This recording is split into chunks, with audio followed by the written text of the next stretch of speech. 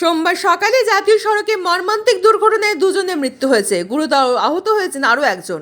আহত ব্যক্তিকে বাগনান হাসপাতালে ভর্তি করা হয়েছে। ঘটনাটি ঘটেছে মঙ্গলবার সকালে বাগনানের থানার বরুন্দা এলাকায়। জানা গিয়েছে মঙ্গলবার সকাল 6:30 নাগাদ 16 নম্বর জাতীয় সড়কের কলকাতামুখী লেনে রাস্তার ধারে একটি ট্রেলার দাঁড়িয়েছিল। ট্রেলারের চালক শৌচকর্মের জন্য রাস্তাটায় গাড়িতে দাঁড় করে রেখেছিল। সেই সময় দেউলটির দিক থেকে আসা একটি মুরগি বোঝাই গাড়ি নিয়ন্ত্রণ হারিয়ে ট্রেলারের পেছনে সজোরে ধাক্কা মারে। ধাক্কার ফলে মুরগি বোঝাই গাড়িটির সামনের অংশ দুমড়ে মুচড়ে যায়।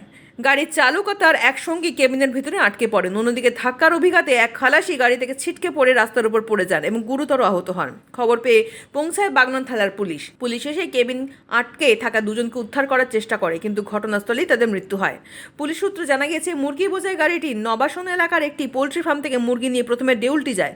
সেখানে দোকানে দোকানে মুরগি সরবরাহ করার পর গাড়িটি জয়পুরের দিকে যাচ্ছিল। সেই সময় এই দুর্ঘটনা ঘটে। প্রাথমিক তদন্তে পুলিশের অনুমান ঘন কুয়াশার কারণেই দুর্ঘটনাটি ঘটে থাকতে পারে, তবে পুরো বিষয়টি খতিয়ে দেখছে পুলিশ। তিনি আসছেন অশোক ধেরে মহাশয়ের বড় পুত্র পার্থসারথী ধেরে, সঙ্গে ছিল কোরআন আর একজন হেল্পার। একটি গাড়ি দাঁড়িয়েছিল, তার ইন্ডিকেটার না জ্বলার জন্য এরা বুঝতে পারে না। পাশ কাটাতে গিয়ে সেই গাড়ির পিছনে অ্যাক্সিডেন্ট করে। অ্যাক্সিডেন্টে দুজন মারা যান, পার্থসারথী ধেরে এবং পোড়ামানি। এরা দুজনে মারা যান। বাড়ি নবাসনে